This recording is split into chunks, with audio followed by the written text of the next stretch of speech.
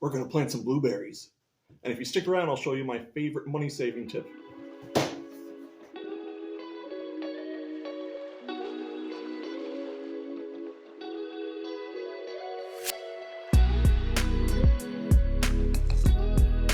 Now, blueberries actually need really acidic soil, so they're really good for containers. Which is why I'm going to put these guys into something like this. To start, we're going to need to make a soil mixture that the blueberries are going to be happy with. And like I had mentioned, this means it needs to be acidic. So to start, we will be using peat moss because that is naturally acidic, and that'll make up at least 50% of our mixture. Now the second part you can use is a standard potting mix. You don't have to use Miracle-Gro, but I've used that and it's worked for me. For a very basic recipe, you could just use 50% potting mix, 50% peat moss, and that's all you need.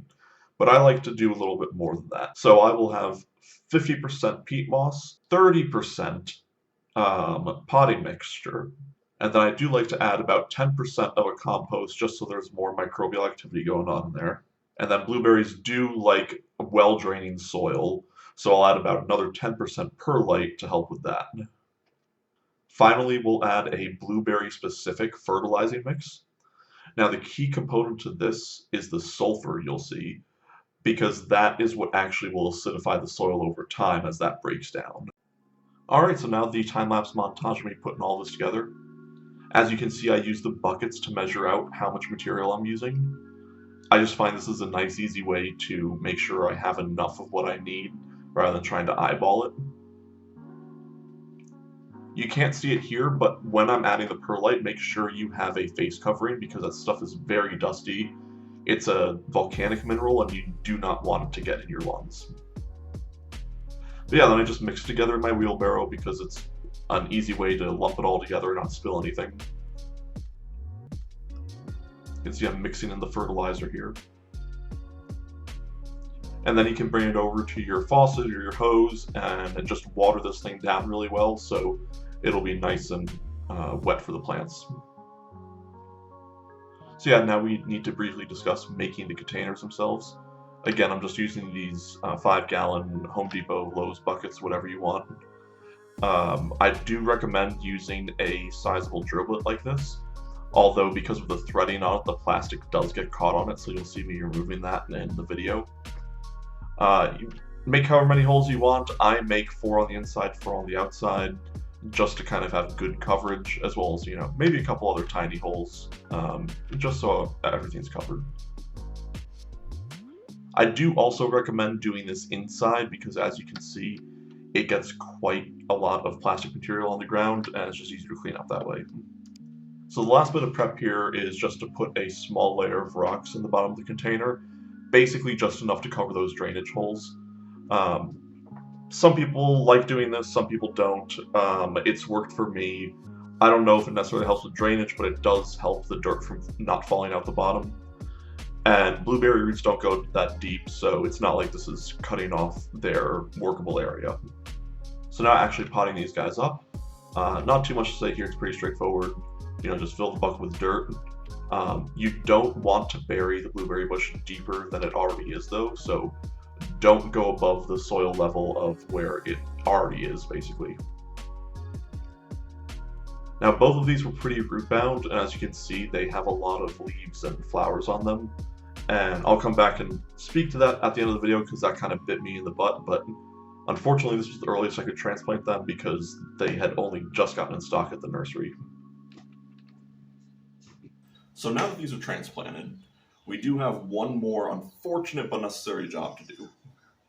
You see, all of these flowers are trying to turn into blueberries right now, and we actually don't want that. You see, because they're in a new environment, what we want is for them to focus on growing their leaves and roots to really get established first. And if they're trying to produce berries, all of their energy is going towards that instead of establishing themselves. So for the moment, we do have to take some of these off so that it will grow in a more proper way. I know that can be a little bit of a bummer because we want our blueberries now, but fewer blueberries this year will give us a lot more blueberries in years to come.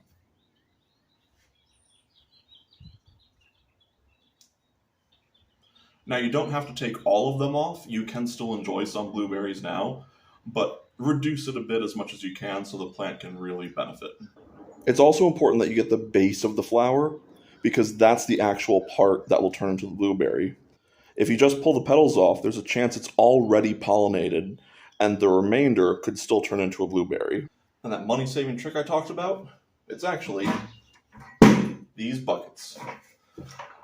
For only $5, you get a huge amount of benefit because compared to similarly sized pots at the nursery section, you'd be looking, $20, $30, maybe even $50 or $60.